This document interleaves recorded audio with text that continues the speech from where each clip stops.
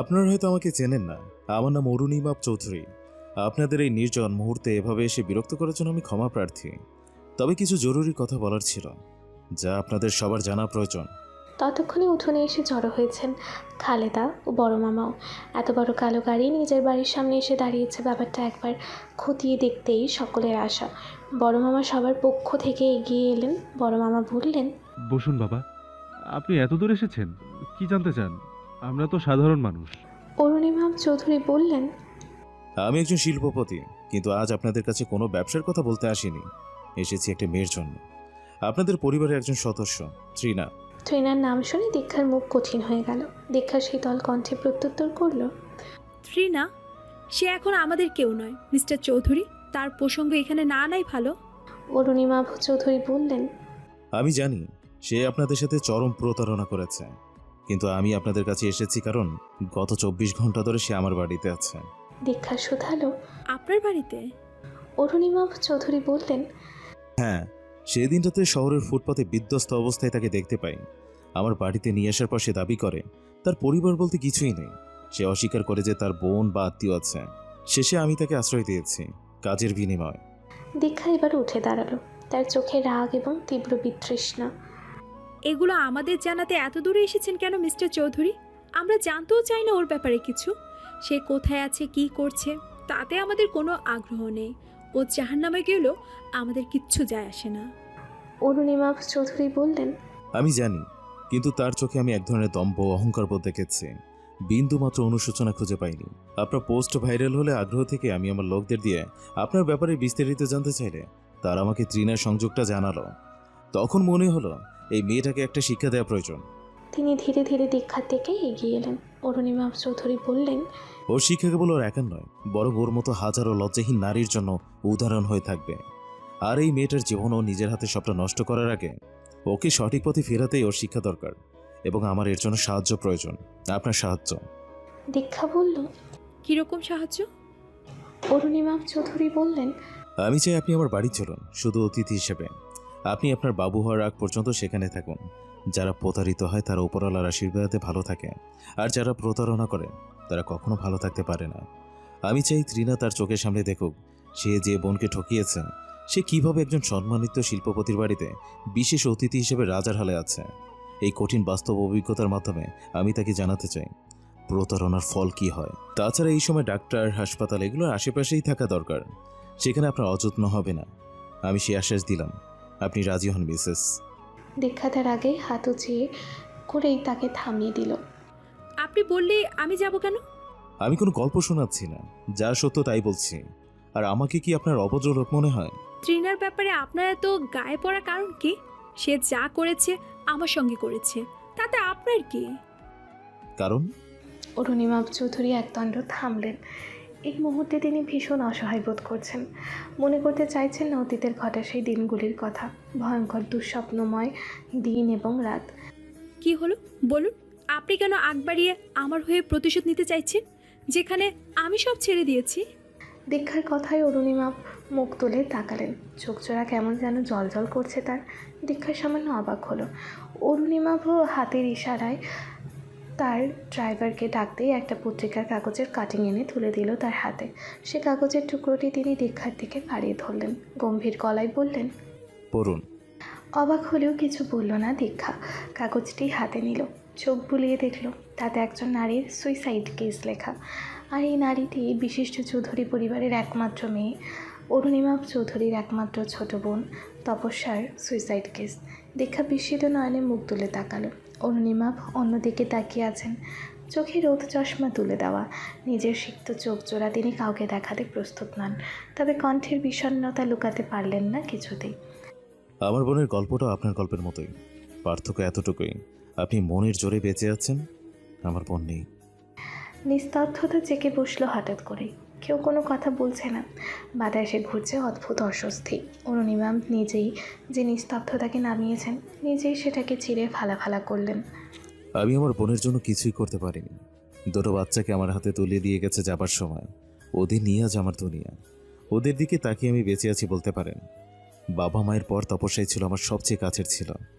আজ এতগুলো বছর পর যখন আপনার পোস্টটা অনলাইনে পড়লাম, ওর কথাই মনে হলো। মনে হচ্ছিল এ আরেক তপস্যার ঘটনা। তাই অতি দ্রুত আপনার ব্যাপারে বিস্তারিত জানতে চাইলে ত্রিনার ব্যাপারটা জানতে পারি, আর তখনই সিদ্ধান্ত নেই আপনাকে আমার আর লাগবে না। বকুলের আদেশে ট্রিনা থতমত খেয়ে থামলো, চাইলো দীক্ষার দিকে। দীক্ষা মনোযোগ দিয়ে ফোন চাপছে। কি আছে ওতে? একবার তার দিকে তাকাচ্ছে না। এত অবজ্ঞা, এত ঘৃণা। ট্রিনার ভালো লাগছে না, কিন্তু আগ বাড়িয়ে কিছু যে বলবে তারও উপায় নেই। আছে যার ঘরে, তার নির্দেশ মতোই তো চলতে হবে। বের করে দিলে কোথায় যাবে? যাও, আজকের মতো এখানেই সমাপ্তি। ট্রিনা উঠে দাঁড়ালো, অস্পর্ধা দেখালো চাকরানির। মনে মনে দাঁত খিচে চিবিয়ে চিবিয়ে আওড়ালো। বকুলের সার্বক্ষণিক সঙ্গী কে ছিল? এই ট্রিনাই তো। সব সময় সাথে সাথে ঘুরে বেড়াতো, একত্রে মাছ ধরতে যেত, গাছের ফল পেড়ে খেত, রাস্তার ছেলেদের দেখতো। অবশ্য ট্রিনাই দেখতো, বকুল এসবের ধারে কাছেও থাকতো না। তার কাছে শান্ত ভাইয়ের চেয়ে বেস্ট আর দ্বিতীয়টি নেই। অথচ এই মেয়ে এখন তাকে কাজের মেয়ের মতো ট্রিট করছে। মানে আশ্চর্য। অরুণী ভাব না হয় এই বাড়ির মালিক, তুই কে? কিভাবে এসেছিস আর এসেই আমার উপর এমন ছুরি ঘোরাচ্ছিস? আরে আমি তো তোর বোন, একটু মানবতা দেখা। মনে মনে গজগজ করতে করতে ট্রিনা চলে যাওয়ার জন্য পা বাড়াতেই দীক্ষার ফোনটা বেজে উঠল। ধরলো দীক্ষা। লাউডস্পিকারে দিতেই উপাস থেকে ভেসে এলো অনুনিমাভের গলা। হ্যালো। দীক্ষা মৃদু হেসেই জবাব দিল। হুম। অলোকে? হ্যাঁ। ও কোথায়? দীক্ষা তবু এক নজর চোখ তুলে তাকালো না ট্রিনার দিকে। জবাবে বলল, এখানে। ঠিকমতো কাজ করছে তো? না করলে আমাকে বলবে কিন্তু। ওই মেয়েটাকে রাখা হয়েছে তোমার সেবা যত্ন করবে বলে। আর হামায়ুন ওকে পছন্দ করে না, সো তোমার সেবা করবে ভালো করে। আর না হয় যেখান থেকে এসেছে সেখানেই না আমি আসবো। ট্রিনার চোখ জোড়া যেন বিস্ফোরিত হয়ে কোটার থেকে ছিটকে বেরিয়ে আসবে এক্ষুনি। কত বড় কথা, তার সেবার জন্য ওকে রাখা হয়েছে। কি এমন মহারানী বনে গেল এই মেয়ে? হঠাৎ করে কি এমন পরিবর্তন ঘটল? ট্রিনার মন মেজাজ পুরোপুরি খিচড়ে গেল। এক পা এগোলো, এক্ষুনি একটা উচিত জবাব দেবে ভেবে, কিন্তু তার আগেই দীক্ষার জবাবে তাকে থমকে দাঁড়াতে হলো। কয়েকটা দিন দেখি। এমনিতেই তো মনে হয় না কাজের প্রতি বিশেষ আগ্রহ আছে। পার্টি ছিল, তাও বকুল বলল বলে করলো, নইলে হাত খুলে গুটিয়ে রাখতো বোধ হয়। উপাস থেকে অরুণিমা জানালো, অলস প্রকৃতির মেয়ে, চেহারা দেখেই বোঝা যায় জীবনে কিছু করতে আসেনি। অন্যের ঘরে আগুন জ্বালাতে এসেছে শুধু। উত্তরটা দিল বকুল একটু নিচু স্বরে। তবু ট্রিনা শুনতে পেয়ে ঝট করে তাদের দিকে ফিরল। বকুল মুখ ভেঙচে চোখ সরিয়ে নিল। ইগনোর। ময়লার আবর্জনার দিকে অত তাকাতে হয় না। দীক্ষা বলল, আপনি কাল ভালো করে বলে দিবেন, যদি এখানে থাকতে হয় কাজ করে খেতে হবে। অকারণে কাউকে পালা হবে না। এটা কোনো ধর্মশালা নয়। ঠিক আছে ঠিক আছে, আপাতত রেস্ট করো, রাখছি। Good night. তোমাকেও। ফোন কেটে গেল। দীক্ষা ফোনটা রেখেই বকুলের দিকে তাকালো। ভাষা ভাষা চোখ দুটি আরও বড় বড় করে বলল, এখনো যাচ্ছেন না কেন? কাজ হয়ে গেলে দাঁড়িয়ে দাঁড়িয়ে ব্যক্তিগত ফোন আলাপ শোনাটা অভদ্রতা। বকুল ট্রিনার দিকে তাকাতেই ট্রিনা হতবিহব্বল হয়ে পড়ল। কাকে বলবো দীক্ষা? তাকে এভাবে এমন আচরণে? ট্রিনা এগিয়ে এলো। তোমরা আমার সাথে এভাবে কথা বলছো কেন? উত্তরটা দিল বকুল। এগিয়ে এলো সেও। কিভাবে বলছি? আমি কি কাজের লোক নাকি? এছাড়া আর কি পরিচয় আছে তোর? সঙ্গে সঙ্গে জবাব দিতে পারল না ট্রিনা। আসলেই তো, এর বাইরে তার তো কোনো পরিচয় নেই। বকুলের চোখ জোড়া মিটিমিটি হাসছে। ট্রিনাও আর অপ্রস্তুত হলো, থতমত কণ্ঠে শুধালো, তারপর এরকম ব্যবহার করবে নাকি? তাছাড়া তোমরা তোমার পরিচিত। আমার আমার শেষ করার আগেই তার মুখ থেকে কথা কেড়ে নিল দীক্ষা। ও না বলেছে ওর কোনো পরিবার নেই? উনি তো তাই বললেন, তাহলে কেন আবার আমাদের সঙ্গে কিসের পরিচয় জাহির করতে চেয়েছে বকুল? বকুলও একই কথা ছুড়ে দিল চোখের ইশারায়। ট্রিনা তার ইহজীবনে এমন কোণঠাসা বোধ করেনি। কি বলবে খুঁজে না পেয়ে শেষমেশ মাথাটা অপমানিতই নিচু হয়ে গেল তার। তাই দেখে মনের ভেতর হাজারো প্রজাপতি ডানা ঝাপটে উড়ে বেড়াতে লাগলো বকুলের। একদম ঠিক হয়েছে, যার সঙ্গে যা হওয়া উচিত তাই হচ্ছে। বিধাতা সব কিছুরই সঠিক বিচার করেন। এখানে তুই কাজের লোক আর আমরা মেহমান, সো হিসেব করে তারপর কথা বলবি। যদিও শ্রমিক শ্রেণীর লোকেদের গায়ে হাত তোলাটা জঘন্য অপরাধ, তবু এই অপরাধ তোর করা অপরাধের চেয়ে হাজার গুণ ছোটই। আর আমি যদি সুযোগ পাই ভালো মতোই করব। সুতরাং এখানেই সাবধান হয়ে যা। বড় ভাইয়া যে কাজ দিয়েছে সেটা সুন্দর মতো কর, আর নইলে বেরিয়ে যা যেদিক খুশি। পরিবার ছাড়া মেয়েরা রাস্তায় থাকে, তো তোর 7 না না 14 কপালের ভাগ্য, তিনি তোকে উঠিয়ে নিয়ে এসেছেন। ট্রিনার বুক ফেটে হাহাকার বেরোলো। মন চাচ্ছে কষিয়ে দুখা বসিয়ে দেয় বকুলের নরম গালে, কিন্তু এই মুহূর্তে সেটা সম্ভব না বলেই ট্রিনা নীরব পায়ে বেরিয়ে গেল। সময় আজ তার মুঠোর মধ্যে নেই, কিন্তু একদিন আসবে সেই সময়ের অপেক্ষাতেই আজকের অপমানটুকু গিলে নিল ট্রিনা। বেশি হয়ে গেল। দীক্ষার কণ্ঠে সংকোচ। বকুল দরজা আটকাতে আটকাতে ভীষণ অবাকে ফিরে তাকালো। পাগল হয়ে গেছো নাকি? কোথায় বেশি হলো? ও এগিয়ে এলো চটপট পায়ে। না মানে দীক্ষার কণ্ঠে দ্বিধা। কেমন জানি লাগছে। খারাপ লাগছে? প্রশ্ন করলো বকুল। দীক্ষাকে চেয়ে থাকতে দেখে নিজেই বলল আবারও। লাগলেও সামলে নাও, ও যা করেছে তাতে ওকে চাবুকে গায়ে ছাল ছাড়ানো উচিত ছিল। জানো তো ইসলামে পরকিয়া করে যারা, তাদের শাস্তির ব্যাপারে কি নির্দেশনা দেওয়া হয়েছে? দীক্ষা মাথা নাড়ালো। জানি। তুমি নরম হয়ে গেলে চলবে? চোখের সামনে থাকলে সব রাগগুলো পানি হয়ে যায়, কিন্তু তুমি কি ওর উপর সত্যি রাগ পুষে রেখেছো নাকি ঘৃণা? দীক্ষা কোনো জবাব দিতে পারল না। যত সহজ ভেবে সে এসেছিল এখানে, তত সহজ এখন লাগছে না। দৃষ্টির আড়াল হলে অনেক কিছু ভুলে থাকা যায়। যতবার ওই মুখখানা দীক্ষা দেখে ততবার মনে পড়ে যায় কিভাবে সূচ হয়ে ঢুকে ফাল হয়ে বেরিয়েছিল তৃণা, তার বোন, যার সঙ্গে স্মৃতির পাতার অর্ধেক ঠাসা, ভালো মন্দ নানান মুহূর্তে। রক্তের বোন, যার সঙ্গে দীক্ষার আত্মার সম্পর্ক ছিল। সেই সম্পর্ক কি ছিন্ন হয়েছে? রক্ত কি ভাগ হয়েছে? কঠিন লাগে তার কাছে। জীবন এমন না হলেও পারত, কিন্তু জীবন তো সমান্তরালে চলে না সব সময়। দীক্ষা দীর্ঘশ্বাস ফেলে। অনেক কিছু ভাবনায় আসতে চায়, সে আনতে চায় না। পালিয়ে পালিয়ে বেড়ায়, ভেতরে ভেতরে ক্লান্ত হয়ে পড়ে নিজের কাছে নিজেই। বকুল বুঝে সব। একটা হাতে দীক্ষার হাত চেপে ধরে, তখনও চুপচাপ তাকিয়ে আছে, বিন্দু বিন্দু ঘাম জমা ওই মুখবাণে। কি মায়াবী, কি স্নেহময়ী! কেন করলি রে তুই না? দুনিয়াতে পুরুষের কি অভাব পড়েছিল? অন্য কাউকে ধরে এনে পছন্দের কথা বলতিস, আমরা মেনে নিতাম, ভালো থাকতিস। অন্যের বাড়িতে চাকরানি হয়ে থাকতে হবে তোর? আজ পড়াশোনা করে ভবিষ্যৎ উজ্জ্বল বানাতিস, নিজের হাতে নিজের জীবন পড়িয়ে এখনো থামছিস না কেন? একবার বুকে জুড়িয়ে নিচ্ছিস না কেন এই মেয়েটাকে? যা সব কেড়ে নিলি, তার কাছে মাথা নত করে ক্ষমা না চাওয়া অব্দি তোর এই পাপের প্রায়শ্চিত্ত হবে? হয় না। দীক্ষা তাকাতেই বকুলের ভাবনার গতিপথে লাগাম পড়ল। সেও তাকিয়েছিল। দীক্ষার সঙ্গে চোখাচোখি হলো। দীক্ষা বলল, খুব তাড়াহুড়ায় আসার সিদ্ধান্ত নিলাম। না রে। বকুল মাথা নাড়ল দুদিকে। এসে ভালো করেছো। হয়তো তোমাকে এখানে আনার মাধ্যমে বিধাতার বড় কোনো পরিকল্পনা আছে। জানি না রে, কি যেন আছে ললাটের লিখনে। তবে অপরিচিত কারো বাসায় এইভাবে আসাটা উচিত হয়নি। তুমি কি এখানে ফুর্তি করতে এসেছো আপা? তা না। তুমি কার জন্য এসেছো সত্যি করে বলো তো? দীক্ষা হাসল, চোর ধরা পড়ে যাওয়া হাসি। অরুণিমা যখন জানলেন তার বাড়িতেই আছে তৃণা, দীক্ষা সেটা শুনেই মূলত রাজি হয়েছিল। যতই ফেলে দেখ না কেন, মুখে যাই বলুক, তবু আসে যায় তো, এক কোনা পরিমাণ হলেও আসে যায়। ওপর দিয়ে নিজেকে যতই নারকেলের শক্ত খোলসে মুড়িয়ে নেয়, ভেতরটা ফাঁকা। তৃণা শুধু স্বামী স্ত্রীর একটা সুন্দর সংসারই ভাঙেনি, বোনের পারিবারিক দৃঢ় বন্ধনকেও নাড়িয়ে দিয়েছে। সে বন্ধন এখন সামান্য সুতোয় বাঁধা, যা দীক্ষার হাতে পেঁচিয়ে। চাইলে সে ছেড়ে দিতে পারেনি। সবাই প্রতারণা জানে না, সবাই সম্পর্ক ভাঙতে জানে না। ছোট একটি নিঃশ্বাস ফেলল দীক্ষা। বকুল হাসল এবারে।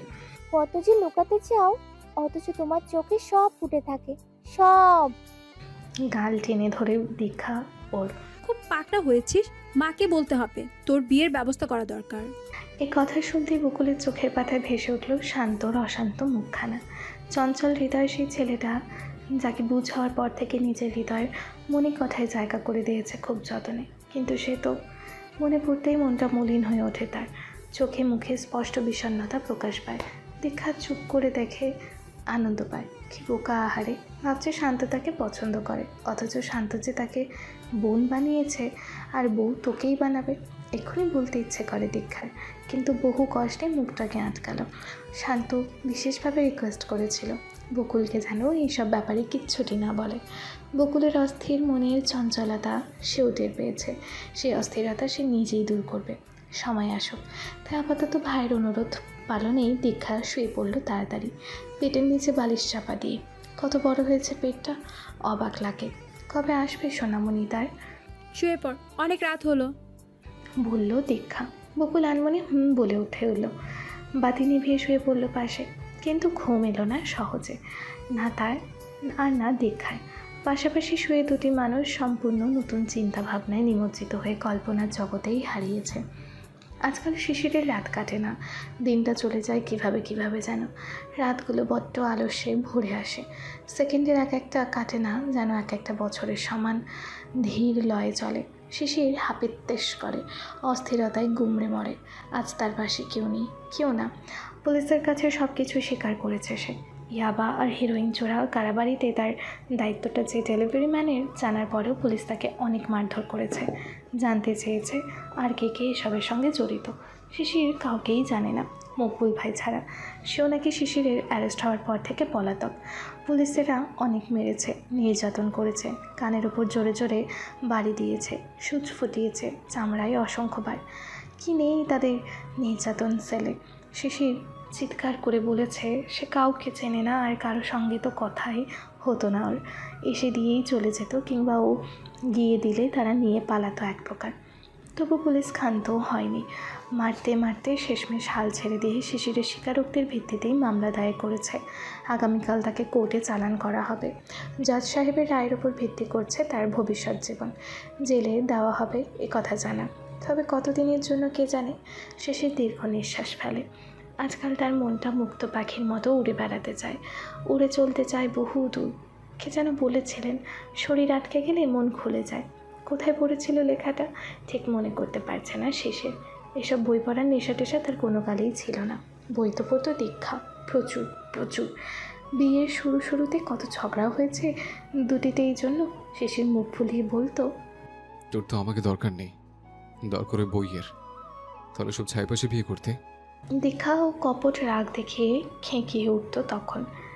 খবরদার, আমার বইকে একদম ছাইপাশ বলবি না। এগুলো আমার বয়ফ্রেন্ড, আমাকে হাসায়, আমাকে কাঁদায়। তাহলে আমি কি? ভ্রুকুচকে জানতে চাইতো শিশির। দীক্ষা মুখ ভেঙচে বলতো, রসকসের হাজবেন্ড, বিয়ের পর যার রসকস ফুরিয়ে গেছে। চোখ পাকাতো ছেলেটা, তাতে হেসে কুটি কুটি হতো মেয়েটা। কত সুন্দর দিন ছিল। শিশিরের চোখ ভিজে ওঠে। এক বুক ভরা স্বপ্ন আর জল্পনা কল্পনা নিয়ে শুরু হয়েছিল তাদের পথ চলা। কত ঝামেলার পর এক হয়েছিল দুজনে। কোথায় সেই সব দিন, কোথায় গিয়ে হারালো? ভুল তো সব তার, নিজের তো সে হারিয়েছে তাকে, সে সুন্দরতম দিনে সুন্দরতম নারীকে। অযথা কপালে লিখন বললেই হবে নাকি? কিছু ভুল নিজের থেকে হয়, ভাগ্যের জোরে নয়। সারা শরীরে অসহ্য যন্ত্রণা। একটুখানি একটা কালকুঠুরির মতো সেলের এক পাশ থেকে প্রস্রাবের উৎকট গন্ধ ভেসে আসছে। আরও একজন বন্দি আছে, একটু পরপর বমি করে ভাসাচ্ছে সব কিছু। মারের প্রতিফলন। সে গন্ধেও সুস্থ মানুষ অসুস্থ হয়ে পড়বে, অথচ এই শারীরিক মানসিক তীব্র কষ্ট ছাপিয়ে মন ছেয়ে গেল গভীর বেদনায়। দীক্ষা, কোথায় তুমি? কেমন আছো? আমার ডাক কি শুনতে পাচ্ছ? আমাকে কি ক্ষমা করবে না আর? তোমার সঙ্গে দেখা হবে না আর? আমাদের হাতে সাজানো সংসারটি আমার কারণে নিভে যাবে শেষমেশ। দীক্ষা, আমার দীক্ষা, আমার মহারানী। ফিসফিস করে আওড়ায় শিশির। মাথা নিচু করে চোখের জলে চিবুক ভিজে গেল। পিঠ দেয়ালে হেলান দেয়া, থেমে থেমে কাঁপছে তাই। আমি হারিয়ে ফেলেছি, সব হারিয়ে ফেলেছি। ফেরত পাবার কি আর কোনো সুযোগ নেই? হে খোদা, সুযোগ নেই। জবাব আসে না। একটা সময়ের পর সবার কৃতকর্মের জন্য আফসোস হয়। বুক ফেটে চিৎকার আসে। কান্নারা পাগলের মতন লাফিয়ে লাফিয়ে বেড়াতে যায়, সুযোগ খোঁজে। উদ্ভ্রান্তের মতো একটা শেষ সুযোগ না পেলে দোষারোপ করে বিধাতার। অথচ তিনি কতবার কতভাবে সুযোগ দেন মানব মনকে, তা কি টের পায় না মানুষ? সকাল হলো। পূর্ব দিগন্তে তখনও আবির মাখানো লালিমা পুরোপুরি মুছে যায়নি। ভোরের প্রথম আলো যেন সদ্য ধোয়া কাঁচের শাঁসি ভেদ করে ভেতরের হলরুমে মেঝেতে আলপনা আঁকছে। একটা অদ্ভুত স্নিগ্ধতা, যা কেবল অরুণিমা ভের বাড়ি সেই সম্ভব। বিশাল হলঘরের একপাশে খাবার টেবিল পাতা, রাজকীয় আভিজাত্যের ছাপ টেবিল ক্লথ থেকে শুরু করে প্রতিটি কাঁটা চামচে। অরুণিমা ইতিমধ্যে পুরোপুরি প্রস্তুত হয়ে টেবিলে এসে বসেছেন। তার পোশাকে কোনো খুঁত নেই। পরিপাটি ইস্ত্রি করা শর্ট প্যান্ট, হাতে ঘড়ি, চুল আঁচড়ানো। সকালের রোদ তার দিকে পেছনে ফিরে তাকায়, চেহারার খুঁটিনাটি স্পষ্ট নয়, শুধু একটি সুগঠিত ছায়া পড়ছে টেবিলের সাদা কাপড়ের ওপর। দীক্ষা এবং বকুলও এসে নিজেদের আসন গ্রহণ করলো। আজ দীক্ষার নজর কাড়লেন অরুণিমা। ওদের বাড়ির উঠোনে দাঁড়িয়ে কথা বলার সময়ও উত্তেজনায় তাকে বিশেষ খেয়াল করা হয়নি ওর। এমনকি সারাটা পথ এসে এই বাড়িতে ঢুকবার সময়ও নয়। তখন কেবল মাথায় ছিল ট্রিনার মুখোমুখি আরও একবার দাঁড়ানো এবং তাকে এবার পরাজিত করা নিজের জেদের কাছে, অহংবোধের কাছে। এই প্রথম সে লোকটাকে ভালো করে খেয়াল করলো। বকুল যেমন বলেছিল, বয়সটা যেন রহস্যে ঢেকা। একবার মনে হয় মধ্য 40-এর কোঠায়, আবার পরক্ষণেই মনে হয় হয়তো আরেকটু কম। চুলে পাক ধরল সেটা যত্ন করে এমনভাবে সাজানো যে চেহারায় অন্য রকমের গাম্ভীর্য এনেছে। তার রুচির যে প্রশংসা বকুল করেছিল তা প্রতিটি বিষয়ে স্পষ্ট।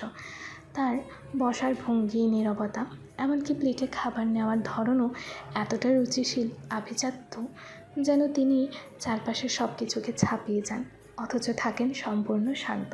বকুল বসতে বসতে দীক্ষার দিকে তাকালো, মনে মনে বলল, লোকটা কি জানে সে কত রহস্যময়? দীক্ষা মৃদু হেসে চোখের ইশারায় বোঝালো। চুপ থাক, এখন কথা নয়। ঠিক তখনই সিঁড়ি দিয়ে নেমে এলো অরুণিমা ভাইয়ের দুই ছেলে, আরহাম আর আয়ান।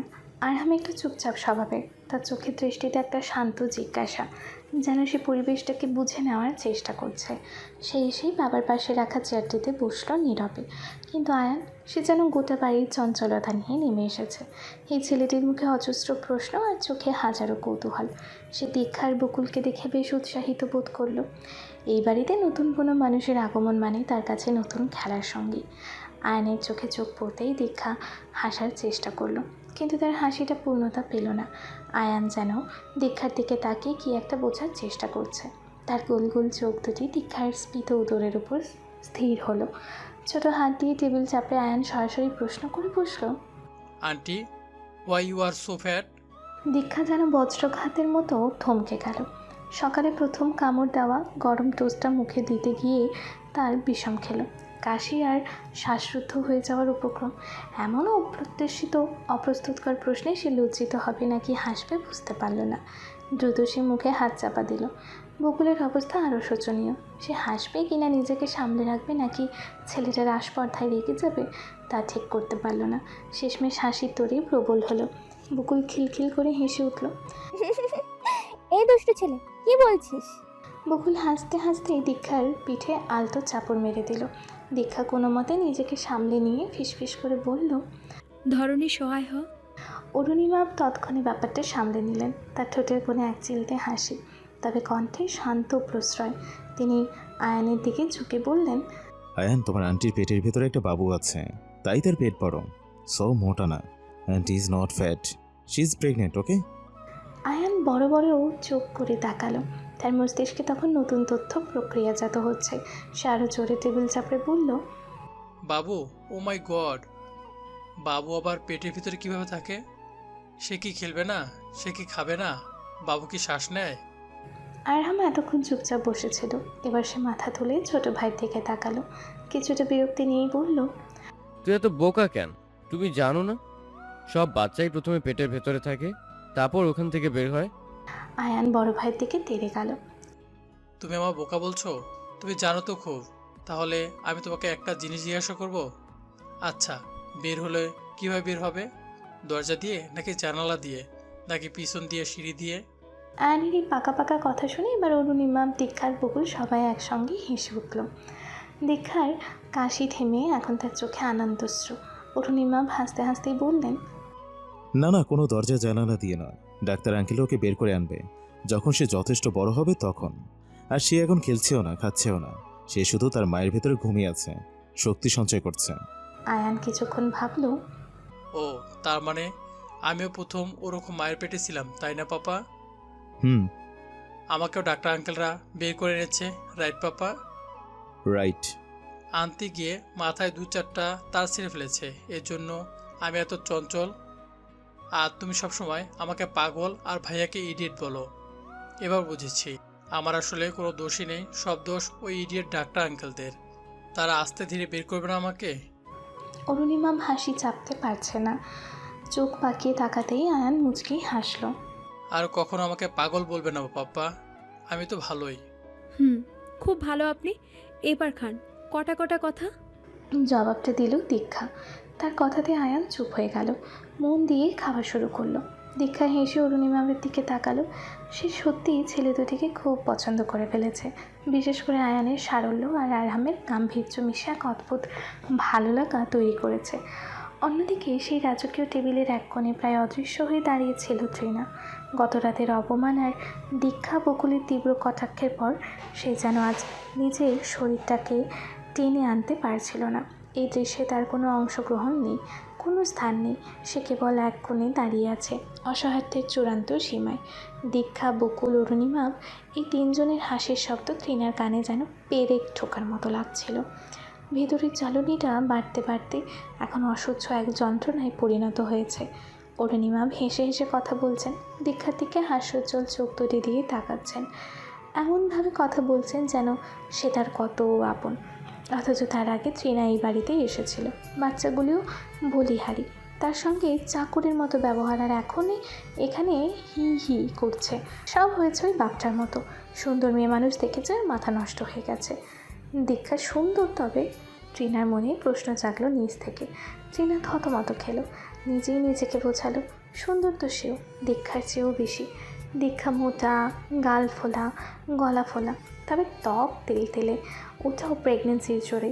আর তৃণা কী সুন্দর স্লিম ফিগার, একদম নায়িকাদের মতো। চুলগুলো ছাড়লে ছেলেরা আক্কা পড়বে। এখন তো অযত্নে চূড়ান্ত করে নিজের এই হাল, নলে দীক্ষা তার সামনে কিছুই না। তৃণার মনে মনে তীব্র ক্ষোভ জমা হতে থাকলো। চোখের কোণে সামান্য জল, যা সে দ্রুত মুছে ফেলল। তাকে কেউ ফিরেও তাকাচ্ছে না। সে যেন বাড়ির আসবাবপত্রের চেয়েও গুরুত্বহীন। খানিকক্ষণ পর অরুণিমা সম্ভবত তার উপস্থিতি খেয়াল করলেন। তিনি তৃণার দিকে তাকালেন। সেই দৃষ্টিতে কিন্তু কোনো আবেগ নেই, আছে কেবল একজন মালিকের নির্দেশ। তৃণা, এদিকে এসে সবার জন্য একটু চা নিয়ে এসো তো। ব্রেকফাস্টের পর ওর আবার চায়ের দরকার হয়। এ কথাই সত্য, তবে এটা অরুণিমা জানতেন না। আন্দাজ করলেন, আর তাতেই চমকে উঠল দীক্ষা, তৃণা দুজনেই। দীক্ষা ভাবছে এ কথা তিনি কিভাবে জানলেন, আর তৃণা ভাবছে সম্পর্ক তাহলে এত দূর। কী পছন্দ না পছন্দ তাও জানা। বাপরে বাপ! সে এক মুহূর্ত অপেক্ষা না করে দ্রুত রান্নাঘরের দিকে পা বাড়ালো। মুখটা ফাটা বেলুনের মতো চুপসে গেছে তার। সে দ্রুত চা বানালো। নিজের জীবনের সব তিক্ততা দিয়ে যেন চাকে আরও গাঢ়, আরও কষ করে তুলল। কাপে করে চা নিয়ে এসে সে মৃদু পায়ে অরুণিমা, আরহাম, আয়ান, দীক্ষা এবং বকুলের সামনে রাখলো। হাত কাঁপছে তার, এসব কাজে সে অভ্যস্ত নয়। অরুণিমা তার কাপে চুমুক দিলেন, কোনো মন্তব্য করলেন না। কিন্তু বকুল তার কাপটা হাতে নিতেই তার ভেতরে ক্রোধে তৃণার তৈরি চায়ে মিশে গেল। বকুলের ঠোঁট কেবল চায়ে স্পর্শ পেল, এক চুমুকও সে গলধকরণ করল না।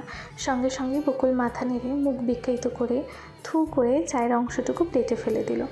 দীক্ষাও অরুণিমা দুজনেই অবাক হয়ে বকুলের দিকে তাকালেন। বকুল যেন এই সুযোগের অপেক্ষাতেই ছিল। সে চায়ের কাপটা তৃণার দিকে এগিয়ে দিয়ে চোখ সরু করে বলল, কি চা বানিয়েছিস? এত কষ কেন? তেতো লাগছে যে। কি দিয়েছিস এতে? এটা কি চিনি দিয়ে বানানো চা, নাকি তুই তোর জীবনের সব তিক্ততা ঢেলে দিয়েছিস এই চায়ে? বকুলের কণ্ঠস্বর ধারালো ছুরির মতো শোনায়। তৃণাকে এক ধাক্কায় চুপসে গেল। তার হাত থেকে চায়ের ট্রেটা প্রায় পড়েই যাচ্ছিল। বকুলের কথা শেষ না হতেই সে আবারও বলল, চিনি হয়নি, লেখা ঠিক নেই। তুই কি ভেবেছিস আমরা রাস্তার লোক, যেমন জঘন্য জিনিস পান করব? তোর কি কাজের প্রতি এতটুকু আগ্রহ নেই, নাকি ইচ্ছে করে আমার চাটা খারাপ করেছিস? তৃণার চোখ জোড়া ততক্ষণে জলে ছলছল করছে। এই অপমান, এই নির্লজ্জ কটাক্ষ, তার ইচ্ছে করছে এই মুহূর্তে মাটির বুকে মিশে যেতে। রাগও হয়, তবে সেই রাগ এখন নীরব চোখের জলে পরিণত। এই মুহূর্তে কোনো জবাব দেওয়ার সাহস বা শক্তি তার নেই। সে শুধু দেখল দীক্ষা নীরবে তার দিকে তাকিয়ে আছে। তার দৃষ্টিতে কোনো করুণা নেই, কেবল এক কঠিন প্রত্যাখ্যান। আর অরুণিমা, তিনি সম্পূর্ণ নির্বিকার, যেন একটা কাজের মেঘে বকুলের বকা দেওয়াটা খুবই স্বাভাবিক ঘটনা। তৃণা সেখানে দাঁড়ালো না। অপমানে, লজ্জায়, ঘৃণায় নিজেকে গুটিয়ে নিয়ে সে দ্রুত পায়ে ডাইনিং হল ছেড়ে বেরিয়ে গেল। ঘড়ির কাঁটায় তখন রাত 9টা ছুঁই ছুঁই। বাইরে কনকনে শীতের থাবা জাঁকিয়ে বসলেও অরুণিমা চৌধুরীর এই বিশাল প্রাসাদ সম অট্টালিকার ভেতরের পরিবেশটি নরম, আরামদায়ক উষ্ণতায় মুড়ে আছে। রাতের খাবার পর্ব সবেই শেষ। দীক্ষা এবং বকুল নিজেদের খাবার ঘর সংলগ্ন লিভিং রুমে সোফায় গায়ে এলিয়ে বসে আছে। একটু আগে পর্যন্ত তাদের সাথে গল্পে মশগুল ছিল আরহাম এবং আয়ান, কিন্তু গেমে আসক্ত দুই ভাই কিছুক্ষণ আগেই চলে গেছে নিজেদের বেডরুমের দিকে। তারা শুয়ে পড়লেও যে তাদের ঘুম আসতে অনেক দেরি, সে কথা ইতিমধ্যে ওরাও জেনেছে।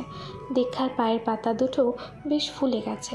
তারই যত্নে একটি ছোট বাটিতে সরিষার তেল ঈষৎ গরম করে এনেছে বকুল। সেই উষ্ণ তেল দিয়েই আলতো হাতে সে এখন দীক্ষার পা মালিশ করছে। দীক্ষা চোখ বুজে আরাম পাচ্ছে।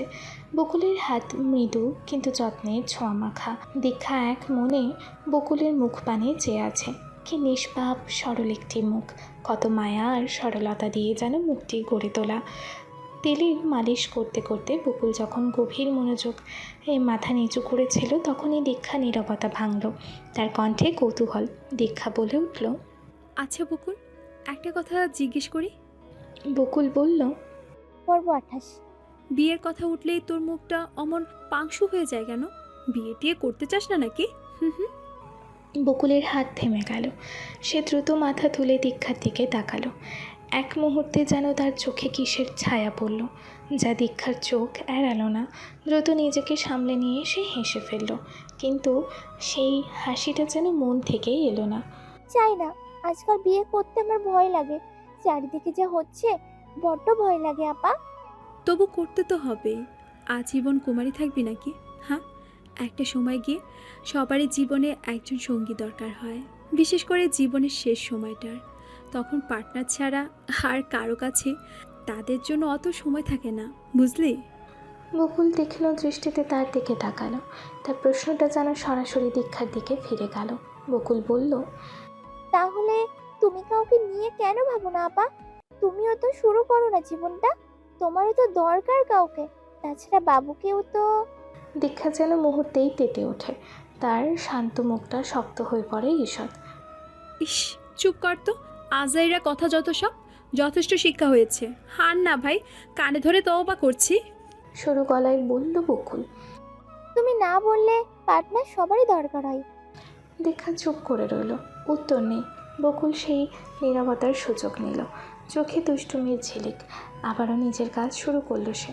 ওভাবেই ছুড়ে দিল পরবর্তী কথাখান। আমার বেলায় জ্ঞান, নিজের বেলায় মানতে নারাজ। ভালোই। দীক্ষা চোখ পাকিয়ে কিছু একটা বলতে নিতেই রুমের দরজা দিয়ে প্রবেশ করলেন অরুণিমা আমরত চৌধুরী। তার হাতে বেশ কয়েকটি শপিং ব্যাগ। তিনি সবার জন্যই ছোটোখাটো উপহার নিয়ে এসেছেন। উপহারের প্যাকেটগুলো একপাশে নামিয়ে রেখে সোফায় গায়ে এলিয়ে তিনিও বসলেন। বকুলকে পা মালিশ করতে দেখে চিন্তিত মুখে তাকালেন দীক্ষার দিকে। বললেন, এ কি এত পা ফোলা আপনার? ডাক্তারের কাছে যাবেন একবার। তার উদ্বেগ দেখে বকুল হেসে ফেলল। প্রয়োজন নেই, এই সময় নাকি এরকমই হয়। ফুপিও বলছিলেন আমি তেল দিয়ে মালিশ করে দিচ্ছি, এতে আরাম হবে। ত্রিনা কোথায়? ওকে ডেকে নিলেই হতো। জবাবটা দিল দীক্ষা। প্রয়োজন নেই, আজ এমনিতে যা করা হলো অনেক হয়েছে। মুখটা এতটুকুনি হয়েছিল ওর। আর তাতে হৃদয় পুড়ে কয়লা হয়েছে আমাদের মানবতার দরদে আপার। সুর মেলালো বকুল। দীক্ষা রাগী চোখে তাকালো তার দিকে। অরুণিমা হাসলেন সামান্য। বকুল যেন দেখেও দেখল না দীক্ষার গোল গোল চোখ জোড়া, বরং মাথা নিচু করে নিজের মনে কাজ করতে করতে বলে দিল, ওরকম মুখ করে লাভ নেই, যা সত্য আমি তাই বলছি। খুব আমার সত্যবতী হয়ে গেছিস দেখি। দীক্ষা মুখ ভ্যাংচালো। সে তুমি যাই বলো আপা, আমি কিন্তু বলবই। এত কিছুর পরে ওর কষ্টে তুমি কষ্ট পাও কেন আপা? বকুল আচানক মুখ তুলে তাকালো। তোমার জায়গায় অন্য কেউ হলে এতদিনে ওকে ছিঁড়ে ফেলতো, জানো? ভালোবাসার ভাগ দেওয়া যায় আপা? দীক্ষা হতভম্ব হয়ে চেয়ে রইল। বকুলের চোখ জোড়া জ্বলছে জল জল করে। ওই দৃষ্টিতে দৃষ্টি মিলিয়ে রাখতে কেমন যেন অস্বস্তি হলো তার। সে তড়িঘড়ি মাথা নামিয়ে নিল। শুনল গভীর এক দীর্ঘশ্বাস ফেলেছে বকুল। বাটি থেকে অল্প একটু তেল তুলে নিল 4 আঙুলে। ডলতে লাগলো পায়ের গোড়ালির কাছাকাছি। চোখ বন্ধ করে একবার ভাবো শুধু, তার কারণে আজ তুমি কোথায়? তোমার সাজানো স্বপ্নরা কোথায়? তোমার সন্তানের বাবা কোথায়? আপনাতে আগুন জ্বলে উঠবে, যা ওকে দেখে নিবু নিবু করছে। কিছুই বলল না দীক্ষা। ঘরটার পরিবেশ মুহূর্তে ভারী হয়ে উঠল। অরুণিমা এতক্ষণ দুইজনের কথোপকথন মনোযোগ দিয়েই শুনছিলেন চুপচাপ। দীক্ষার মুখে নেমে আসা বিষাদের কালো ছায়া। তিনি আজ করতে পেরেই প্রসঙ্গ ঘোরাতে বলে ওঠেন, আর হামায়ন কোথায়? ঘরে? কে আছে? সবাইকে ডেকে নিয়ে এসো যাও। তারপর হাত লাগালো উপহারের প্যাকেটগুলিতে। বকুল, এসো তো। নাম লেখেছো উপরে, কোনটা কার আলাদা করো। এগুলো কি? শুধালো দীক্ষা। অরুণিমা উত্তর করলেন, কি আবার গিফট? সে তো দেখতে পাচ্ছি, বাট কেন? আই মিন কি উপলক্ষে? কোনো উপলক্ষ নেই, এমনি।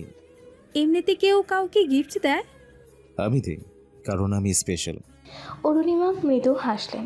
সেই হাসিতে যুক্ত হলো দীক্ষাও। লোকটা ভীষণ রকমের অদ্ভুত। এই মনে হয় অনেক গাম্ভীর্যপূর্ণ, এই মনে হয় বাচ্চা স্বভাবের, একটু পাগলাটে। তবে বড় লোকেরা পাগলাটে ধরনেরই হয়, মা বলেছিল।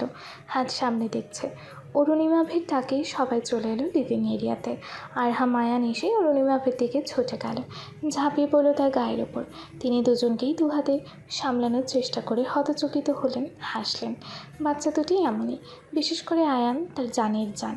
একে একে গুটি গুটি পায়ে এগিয়ে এসে জড়ো হলো সকল শ্রমিক শ্রেণীর ব্যক্তিগণ। নিরিবিলি লিভিং রুম সরগম হয়ে উঠল সহসাই। সবার শেষে এলো ট্রিনা।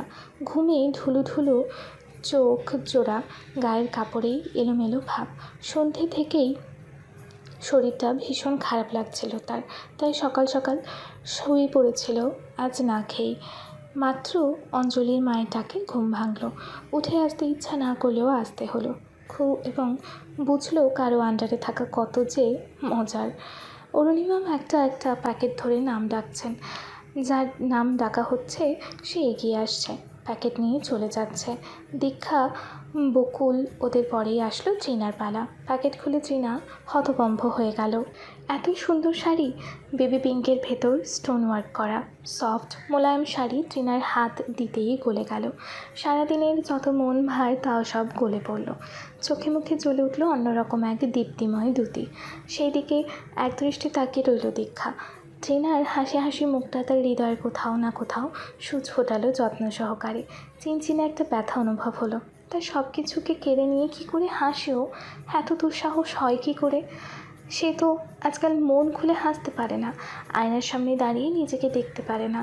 তার তো শরীর চললেও মন থমকে গেছে। পৃথিবীর কোনো রঙে রঙিন হয় না হৃদয়ের আঙিনা। তবে তার হবে কেন? কেন? দীক্ষা এগিয়ে এলো, সব ভুলে টেনে নিল ওই শাড়িটা। এত আকস্মিক থতমত খেল ট্রিনা। চোখ তুলে চাইল দীক্ষার দিকে। কি হলো? রুদ্ধ কণ্ঠে শুধালো সে। দীক্ষা বলল, এটা আমার পছন্দ হয়েছে, বেশ, আমি নিচ্ছি। ট্রিনা হৈ হৈ করে ওঠে। কেন কেন? ওরা তো আমাকে দেওয়া হয়েছে, আমার জিনিস তুমি নিবা কেন? আমার ভালো লাগছে তাই। দায়সারা কণ্ঠস্বর দীক্ষার। আপনি ওকে আরেকটা কিনে দিন, সমস্যা আছে? অরুণিমাবের দিকে চাইল সে। অরুণিমাব সঙ্গে সঙ্গে জবাব দিলেন, আরে না, সমস্যা কিসের? তুমি না, আমি ওকে কালকে। কথা শেষ করবার আগেই চেঁচিয়ে উঠল ট্রিনা। না বললেই হলো নাকি? আমার জিনিস তুমি কেন নিবে? এটা আমার, তাও আমাকে দেব না। দিতে বলছি। বললাম তো দেব না। কি করবি তুই? ট্রিনা হাতাহাতি লাগিয়ে দিল। দীক্ষার থেকে ওটা কেড়ে কুড়ে নেবে যেভাবেই হোক। দীক্ষাও আজ নাছর বান্দা, অনেক ত্যাগ দিয়েছে এতগুলো বছর। সে ছোট থেকে বড় হতে হতে আর না, শক্ত করে চেপে রইল শাড়িটা। এমন অবস্থায় ছিঁড়েই যাবে বোধ হয়। ট্রিনাই সামনে নিল, ছেড়ে দিল। চোখ জোড়া ছলো ছলো করছে ওর। কোনো রকমে বলল, শেষবারের মতো বলছি দিয়ে দাও, নাহলে অভিশাপে ওই শাড়ি আর পরতে হবে না। ওটা আমার, একান্ত আমার জিনিস, অন্যটা আমি নিব কেন? এর চেয়ে দামিটা দেবে। তাও না। তাই? হ্যাঁ তাই। বেশ, এই নে। বলেই ছুঁড়ে মারল দীক্ষা। পড়ল গিয়ে ট্রিনার মুখের ওপর। ট্রিনা এমনভাবে জড়িয়ে ধরল ওটা যেন কোনো রাক্ষসী এসে আবার টেনে নিয়ে যাবে। তাই দেখে হাসলো দীক্ষা। চোখ জোড়া ভরে উঠেছে তারও। বাতাসে ঝুলে থাকা অস্তিত্বটা প্রথমে কেউ ধরতে পারল না। পরক্ষণেই দীক্ষা গভীর শ্বাস নিল। বুকের ভেতর জমে থাকা বহু বছরের কষ্ট যেন হঠাৎই উপচে পড়ার পথ পেয়ে গেল। সে ধীরে ধীরে ট্রিনার দিকে এগিয়ে এলো। চোখে কেমন এক কাপা রাগ, ক্লান্তি, ব্যথা সব মিলেমিশে ঘূর্ণি তুলছে। ট্রিনা শাড়িটা জড়িয়ে দাঁড়িয়ে আছে গুটিসুটি পায়ে। দেখেই বোঝা যায় ভয় পেয়েছে, কিন্তু দীক্ষার মুখে সে ভয় পাবার জন্য কোনো কটূক্তি নেই, বরং এক অদ্ভুত শান্ত ভাব। দীক্ষা থামল ট্রিনার একদম সামনে এসে। একটা শাড়ির জন্য এত আগুন? গলার স্বরটা গম্ভীর, ভারী শোনালো। ট্রিনা কিছু বলতে নিবে, কিন্তু দীক্ষা হাত তুলে থামিয়ে দিল তাকে। না, আজকে কিচ্ছু বলবি না, আজ আমি বলবো। অনেকদিন তো চেপে রেখেছি। সবার দৃষ্টি এই মুহূর্তে দীক্ষার দিকে। অরুণিমা বসে আছেন একদম স্থির হয়ে। বকুলের তেলমাখা হাত থমকে গিয়েছে বাতাসে। চারপাশে কর্মচারীরা শ্বাস আটকে দাঁড়িয়ে আছে।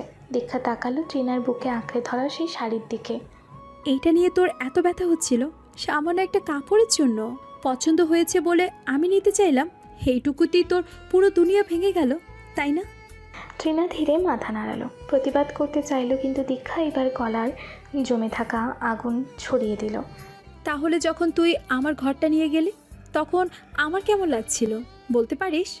চারপাশ ডুবে গেল ঘন কালো গভীরতায়। ট্রিনার চোখ বড় বড় করে তাকিয়ে। দীক্ষা এবার আর থামলো না। বল, তোর তো এতক্ষণ খুব কথা বের হচ্ছিল মুখ দিয়ে, এবার বল, তুই যখন আমার সাজানো সংসারের উপর নিজের পা রেখে ঢুকলি তখন আমার বুকের ভিতর কেমন জ্বালা এসে ধরেছিল? সেই দিন তুই ওর পাশে দাঁড়িয়ে বউয়ের রূপ ধরলি, সেই দিন কোথায় ছিল তোর লজ্জা? ট্রিনা সরে যেতে চাইলো, কিন্তু দীক্ষা আর এক পা এগিয়ে এলো। এইটুকু কাপড় না পেয়ে তোর রাগ, তোর কষ্ট, তোর চোখ দিয়ে পানি বের হচ্ছিল।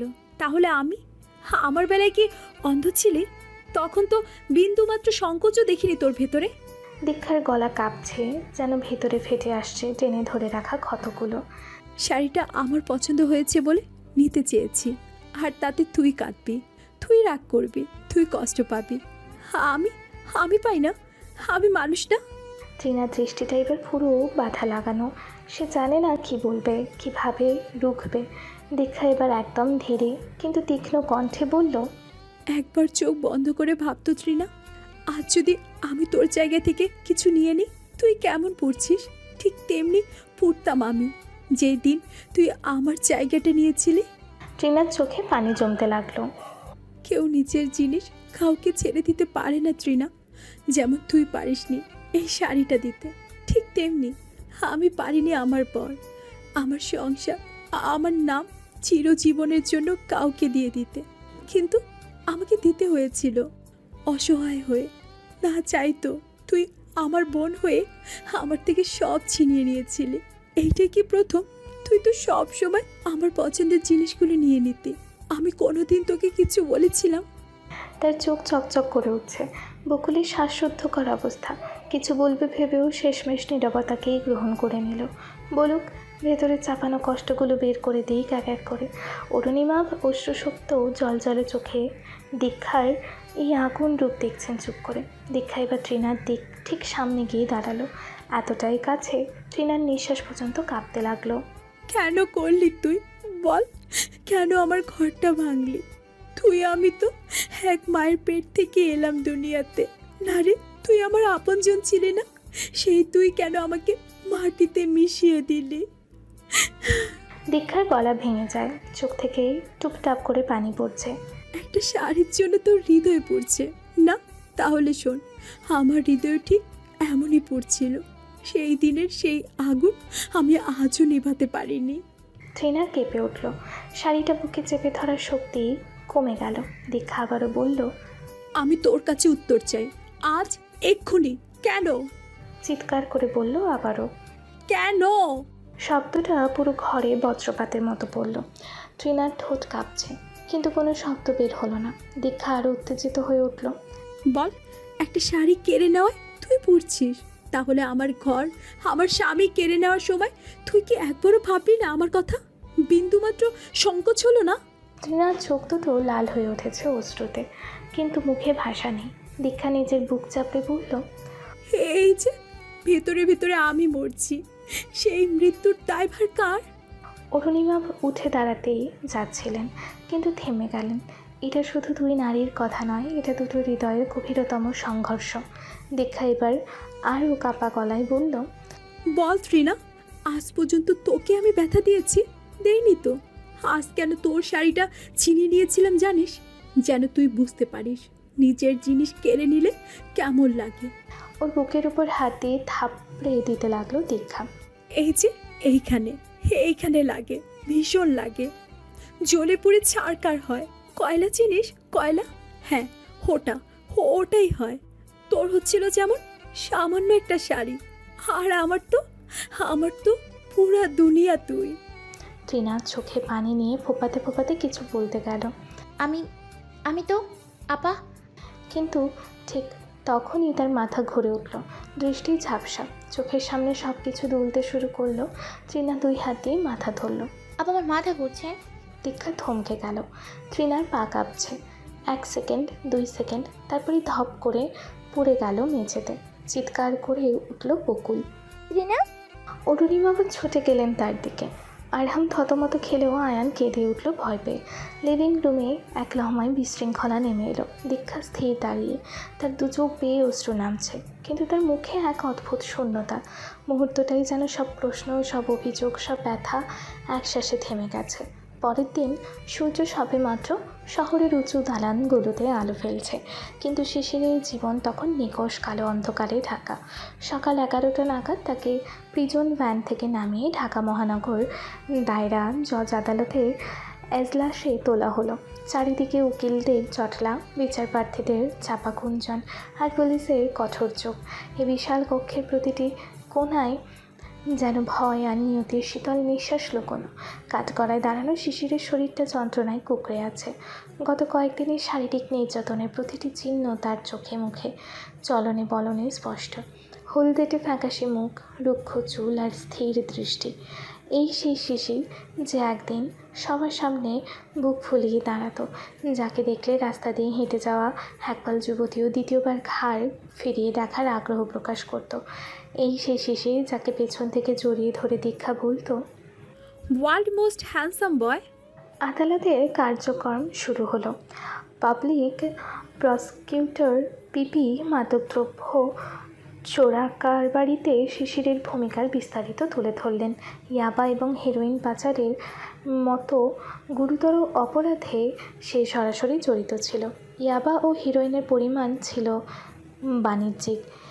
পিপি কঠোর শাস্তি দাবি করলেন, যাতে সমাজে দৃষ্টান্ত স্থাপিত হয়। শিশিরের জন্য নিযুক্ত আইনজীবী কিছু মানবিক দিক তুলে ধরার চেষ্টা করলেন। শিশিরের স্বীকারোক্তি, তার অনুতাপ এবং তার কোনো পূর্ব রেকর্ড না থাকা। কিন্তু মাদক মামলার কঠোর আইনে এসব যুক্তি খুবই দ্রুত হালকা হয়ে গেল। শিশিরের চোখ ঘুরতে লাগলো। সে দেখল আশেপাশে অনেকেই আছে, কিন্তু দীক্ষা নেই। সে তো আর আসবে না। কেন তবু তার অবচেতন মনটা ভাবছিল, হয়তো দীক্ষা তার খবর পেয়েছে, হয়তো এসেছে আজ তাকে ছুটিয়ে নিয়ে যাওয়ার জন্য। শিশির মাথা নিচু করলো। জাজ সাহেব তার রায় দিতে প্রস্তুত। এজলা জুড়ে পিন পতন নীরবতা। শিশিরের কানে শুধু নিজের হৃদয়ের দ্রুত ধুকপুক শব্দ। হাতের তালু ঠান্ডা হয়ে আসছে। শিরশির করছে সেটা। প্রচণ্ড প্রস্রাবের বেগ ধরেছে। অতিরিক্ত চিন্তায় মানুষের যা হয় আর কি। জাজ সাহেব গম্ভীর ও স্পষ্ট কণ্ঠে রায় পড়া শুরু করলেন। তার কণ্ঠে কোনো আবেগ নেই, আছে শুধু আইনের ধারালো যুক্তির প্রতিধ্বনি।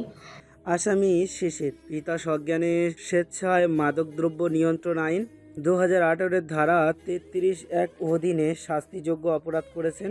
জব্দকৃত ইয়াবা ও হিরোইনের বাণিজ্যিক পরিমাণ বিবেচনা করে এবং দেশের যুব সমাজকে ধ্বংসের হাত থেকে রক্ষার গুরুত্ব অনুধাবন করে আদালত মনে করেন এখানে নমনীয়তার কোনো সুযোগ নেই। আসামিকে কঠোর সাজা প্রদান করা ন্যায় বিচারের দাবি। শিশিরের কান গরম হয়ে গেল। তার মনে হতে লাগলো কোনো কিছুই সে শুনতে পাচ্ছে না, আবার সব কিছুই যেন অত্যন্ত স্পষ্ট। অতএব আসামি শিশিরকে মাদকদ্রব্য নিয়ন্ত্রণ আইন 2018 ধারা 36-এর সারণীর ক্রমিক 9 ও 10 অনুযায়ী অবৈধ মাদকদ্রব্য পরিবহন ও বিতরণের অপরাধে দোষী সাব্যস্ত করা হলো। তাকে 15 বছরের সশ্রম কারাদণ্ড এবং 1 লক্ষ টাকা অর্থদণ্ডে দণ্ডিত করা হলো। অর্থদণ্ড অনাদায়ে আরও 1 বছরের বিনাশ্রম কারাদণ্ড ভোগ করতে হবে। 15 বছর! সংখ্যাটি শিশিরের মাথায় যেন হাতুড়ির মতো আঘাত করলো। 15টা বছর!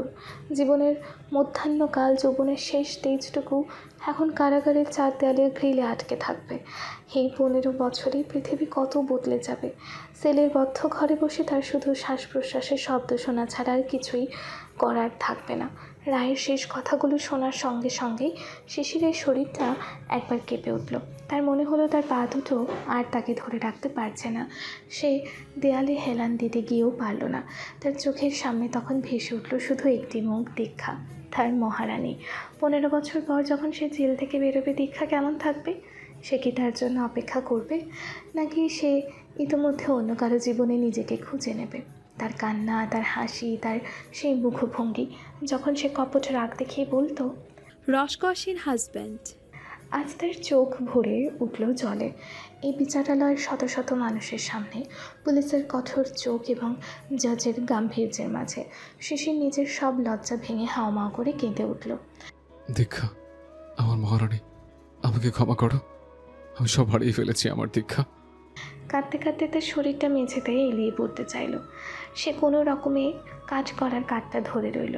তার চোখ দিয়ে শুধু জল গড়িয়ে যাচ্ছে না, তার ভেতরের সব অনুতাপ, সব কষ্ট যেন কান্নার মধ্যে দিয়ে বেরোতে চাইছে। প্রকৃতির বিচার এইভাবেই হয়। আজ আর তার কোনো উত্তর নেই, কোনো অজুহাত নেই। সে যে ভুল করেছিল তার সাজা তাকে পেতে হলো। এই শাস্তি তো শুধু তার শরীরকে আবদ্ধ করলো না, এটি তার হৃদয়কে চিরদিনের জন্য দীক্ষার স্মৃতিতে আবদ্ধ করে দিল। যেখানে ভালোবাসা ছিল, কিন্তু সেই ভালোবাসার মর্যাদা সে দিতে পারেনি। পুলিশ দ্রুত এগিয়ে এলো। তারা শিশিরকে টেনে তোলার চেষ্টা করলো। ফেরত পাওয়ার কি আর কোনো সুযোগ নেই? হে খোদা, সুযোগ নেই? এই স্বপ্ন কি শুধুই স্বপ্ন হয়ে যেতে পারে না? আমায় ফিরিয়ে দাও, ফিরিয়ে দাও, যেখানে আমি ফেলে এসেছি আমার অতীতের সেই স্বর্ণালী দিনগুলোকে। শিশিরকে টেনে নিয়ে যাওয়া হলো। তার কান্নার শব্দ, তার শেষ আকুতি কোর্টরুমের দেয়ালে প্রতিধ্বনিত হতে থাকলো। অরুণিমাবের ফ্ল্যাটের ঘরটি নীরব। বকুল ও অরুণিমাব সদ্য অসুস্থ তৃণাকে নিয়ে হসপিটালে রওনা দিয়েছে। ফ্ল্যাটে এখন শুধু দীক্ষা এবং আয়ান আরহাম। দীক্ষার মন ভারী, তার চিন্তাগুলো এখন এলোমেলো। তৃণাকে নিয়ে কি প্রতিক্রিয়া দেখানো উচিত সে খুঁজে পাচ্ছে না। অস্থিরতা তার চোখে মুখে স্পষ্ট। আয়ান ও আরহাম দুজনেই ক্লান্তিতে ঘুমিয়ে পড়েছে। দীক্ষা তাদের দিকে এক পলক তাকালো, তারপর সোফায় পাথরের মতো বসে রইল। হঠাৎ তার ফোনটা বেজে উঠল। স্ক্রিনে বকুলের নাম। দীক্ষা দ্রুত কলটি রিসিভ করে ওপাশ থেকে ভেসে এলো বকুলের কাঁপা কাঁপা কণ্ঠস্বর। আপা, আপা, ডাক্তার পরীক্ষা করে বলেছেন ট্রিনা প্রেগনেন্ট, ওর পেটে সন্তান। আকাশটা ভেঙে মাথার উপর পড়ল, নাকি কাছে কোথাও বিকট শব্দে বাজ পড়ল? কিসের শব্দ হলো? দীক্ষার হাত থেকে ফোনটা আলগা হয়ে যাচ্ছে, কিন্তু সেদিকে তার খেয়াল নেই। ওপাশে বকুল আপা আপা করছে। দীক্ষা আস্তে ফোনটা কেটে রেখে দিল। হাত ছড়ে শক্তি হারিয়ে পড়ল যেন। শরীরের সব জোর কোথায় মিলিয়ে যাচ্ছে। বকুল কি বলল? ওর পেটে সন্তান? কার সন্তান? শিশিরের। তারা দুই বোন একই পুরুষের সন্তানকে পেটে বহন করছে। তবে দীক্ষার হঠাৎ মনে হলো তার এক্ষুনি সব ভাসি বমি হয়ে যাবে। এত ঘৃণা তার ইহ জন্মে আর কোনো কিছুর ওপর জন্মেনি। দেয়ালের বিশাল ঘড়িটায় এখন ঠিক 11টা বাজতে চলেছে। বকুল সেই ঘড়িটির দিকে একদৃষ্টে তাকিয়ে আছে। তার ছোট মনে কী যে চিন্তা চলছে তা শুধু সেই জানে। শীতের তাপটে সামলাতে সে গায়ের চাদরটা আর একটু ভালো করে টেনে নিল। তারপর দৃষ্টি ফেরালো জানালার দিকে। বাইরে এখনও হালকা কুয়াশার চাদর মোড়ানো। এবছর শীতে যেন জেঁকে বসেছে। এত ঠান্ডা কেন পড়েছে, এই চিন্তায় তাকে ভাবাচ্ছে। সূর্যদেবের এখনও দেখা নেই। গতকালেও খুব সামান্য সময়ের জন্য মুখ দেখিয়েছিলেন। বকুলের মনে হলো এইভাবে চলতে থাকলে হয়তো এই অঞ্চলে বরফ পড়াও শুরু হতে পারে। এই সময় হঠাৎ বিছানার ওপর একটা ক্ষীণ নড়াচড়ার শব্দ হলো। পুরনো মেডিকেল বেড সামান্য নড়লেই চিচি করে আওয়াজ করে ওঠে। বকুল চোখ ঘুরিয়ে দেখল তৃণা পিট পিট করে চোখ খোলার ব্যর্থ চেষ্টা করছে।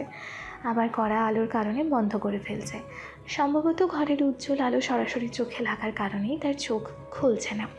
বকুল আলতো করে এগিয়ে এসে এমনভাবে দাঁড়ালো যাতে তার শরীরটা আলোর প্রতিবন্ধক হয়ে তৃণার চোখে সরাসরি আলো পড়তে না পারে। এর পরপরই তৃণা ধীরে ধীরে চোখ মেলল। বিছানার পাশে লম্বা পাহাড়ের ন্যায় অটল বকুলকে দাঁড়িয়ে থাকতে দেখল ঘোলাটে দৃষ্টিতে। দুর্বল কণ্ঠে শুধালো, কোথায় আমি? জাহান নামে। উত্তরটা ধেয়ে এলো আগুনের হলাকার মতো করে। ওদের ঘুম ছুটে গেল পুরোপুরি। চোখটাও ভালো করে মেলল তৃণা। ঠাহর করতে অসুবিধা হলো না এটা যে হাসপাতাল। মাথার ভেতর এক ধরনের ভার অনুভবও টের পাচ্ছে মস্তিষ্ক ওইবার। তবে তার ভেতর দিয়েও বকুলের কাটকাট কথা শুনতে বেগ পোহাতে হলো না তার। সে ব্যথিত চোখে চাইল, ভোতা কণ্ঠে বলল, আমার এই অবস্থাতেই তোর এই ব্যবহার? রিড়ি করে রাগ চলল বকুলের। তোকে চুমু দেবো আমি? যে কাণ্ড ঘটিয়েছিস, তোকে যে তো ভালো হসপিটালে ভর্তি করা হয়েছে তাই শুক্রিয়া কর। আবার কি করলাম আমি? তৃণা অবাক হলো ভারী। বকুলের ধৈর্য সইল না। এই, তোর অভিনয় আমাকে দেখাতে আসবি না। খবরদার, আমি বোকা নই। তোর এই ইনোসেন্ট ফেস তুই না অন্য কাউকে দেখাবি যে তোকে চেনে না। তোর মতো শয়তানকে চিনতে আমার একদম ভুল হয়নি। আমি সত্যি বুঝতে পারছি না কি হয়েছে আমার। কথাগুলো যেন তীক্ষ্ণ তীরের ফলার মতো কানে এসে বিঁধল। গর্ভে সন্তান বাঁচিয়ে এই মেয়ে, তোর একটু লজ্জা করলো না? আমার এত বড় সর্বনাশ করেছিস, একটু তো দয়া করতিস। একবার ভাবতো আমার কেমন লাগছে। তোর কি সে হৃদয় আছে? ছি ছি ছি। আকাশটা যেন আকস্মিক অর্থে তৃণার মাথার উপর ভেঙে পড়ল। হতভম্ব হয়ে গেল তৃণা। মাথার রক্ত চলাচল স্তব্ধ হয়ে গেছে যেন। কথাগুলো মস্তিষ্কে ঘোরার জন্য সময় নিচ্ছে। কি বলছে এইসব বকুল? বকুল এখন আগ্নেয়গিরি অবিরাম লাভা উদ্গীরণ করে চলেছে। আবার ঘর ভাঙলি, মন ভাঙলি, এখন তাকে জীবন্ত ভাঙার পরিকল্পনা? এসব চোখে দেখে কেউ সহ্য করতে পারে কোনো মেয়ে সইতে? হ্যাঁ রে টিনা, তোর বিবিকে এইটুকুও সইল না যে বোনটা তোকে ছোট থেকে এত ভালোবেসেছিল, নিজের সবটা উজাড় করে দিয়েছে সবসময়। তুই তার জীবন কিভাবে কেড়ে নিস? শিশির না হয় পরের ছেলে, তার না হয় হৃদয় নেই, কিন্তু তুই তো আমাদের আপন ছিলি। তুই কিভাবে পারলি? তুই প্রেগনেন্ট, তাও কিনা তোর আপার বরের। ছি ছি ছি, আমার উচ্চারণ করতেও ঘেন্না পাচ্ছে। কি কি বলছিস এসব বকুল? বিস্ময় আর আতঙ্কে তৃণা এখন হতবিহ্বল। কথাগুলো গলায় যেন আটকে আসছে, শ্বাস নেওয়াও কঠিন। কয়েক মুহূর্তে নীরবতার পর ফিসফিস করে প্রশ্নটা বেরিয়ে গেল। আমি আমি প্রেগনেন্ট? হ্যাঁ প্রেগনেন্ট। আপন বোনের সতীন হয়ে স্বাদ মেটেনি, তার সঙ্গে পাল্লা দিতে এখন নিজেও মা হওয়ার বাসনা। ইস, আমার না তোকে দেখলে মাথা বিগড়ে যাচ্ছে। আমি তোকে খুন করবো রে ত্রিনা। তুই একটা কলঙ্ক, নারী জাতটার কলঙ্ক। বকুলের কণ্ঠস্বর এখন উন্মত্ত চিৎকারের মতো। না না, এটা হতে পারে না, কিছুতে হতে পারে না। তৃণার কণ্ঠস্বর এখন ভয়াবহ কাঁপুনিতে নিমজ্জিত। বকুল যেন প্রতিটি শব্দ চিবিয়ে চিবিয়ে উচ্চারণ করলো। কেন হতে পারে না? তোরা এক ঘরে থাকিস নি? কিন্তু বলতে গিয়েও হঠাৎ থেমে গেল তৃণা। তারপর প্রায় কান্নার তোরে ভেসে যাওয়া স্বরে আর্তনাদ করে উঠল। আপাকে ডাক দাও। এই খবরদার, জিপ টেনে ছিঁড়ে ফেলবো। কিসের আপা? কে তোর আপা? ওই ডাকের মান রেখেছিস? বকুল যেন শেষ সীমায় পৌঁছে গেছে। যা ইচ্ছা কর, কিন্তু আপাকে ডেকে আন প্লিজ। বকুল, আপাকে ডাক। এই বাচ্চা, ও শিশিরের নয়। সেই মুহূর্তে বিস্ময় এবার আসমান ভাঙল বকুলের মাথার উপরে। কি বলছে এই মেয়ে? শিশিরের নয়, তবে কার? এই নতুন তথ্যে বকুলের শরীর যেন চক্রাকারে ঘুরে উঠল। এক মুহূর্তে সব অভিযোগ, ঘৃণা এবং ক্রোধ যেন থমকে গেছে। শীতের নরম রোদ কাঁচের জানালা ভেদ করে গাড়ির ভেতর ঢুকছে। চারপাশের আবহাওয়া ঝকঝক হলেও ভেতরের পরিবেশ ভারী। হাসপাতাল অভিমুখী রাস্তায় গাড়ির চাকা মসৃণভাবে গড়িয়ে চলেছে। অরুণিমা স্টিয়ারিংয়ে হাত রেখে সোজা সামনের দিকে তাকিয়ে আছেন। তার পাশে বসা দীক্ষা। ভোরবেলা বকুলকে হাসপাতালে তৃণার সঙ্গে রেখে অরুণিমা ফিরেছিলেন একটু বিশ্রাম নিয়ে দুপুরের আগে আবার ফিরবে সেই কথা দিয়ে। কিন্তু দীক্ষার পীড়াপিড়িতে তাকেও আবার সাথে করে নিয়ে আসতে হয়েছে। দীক্ষা জানালার বাইরে তাকিয়ে আছে। তার চুলগুলো কেমন অগোছালো, চোখে গভীর এক বিষণ্ণতার ছায়া, যেন খুব তাড়াতাড়ি ঘুম থেকে উঠতে হয়েছে। আর সে ক্লান্তি তার শরীর ও মনে এখনও লেগে আছে। দুজনেই দীর্ঘ সময় ধরে চুপচাপ। অরুণিমা ভার চোখে একবার দীক্ষাকে দেখলেন। এই নীরবতা ভাঙা দরকার, এই মনমরা ভাবটা কাটানো দরকার।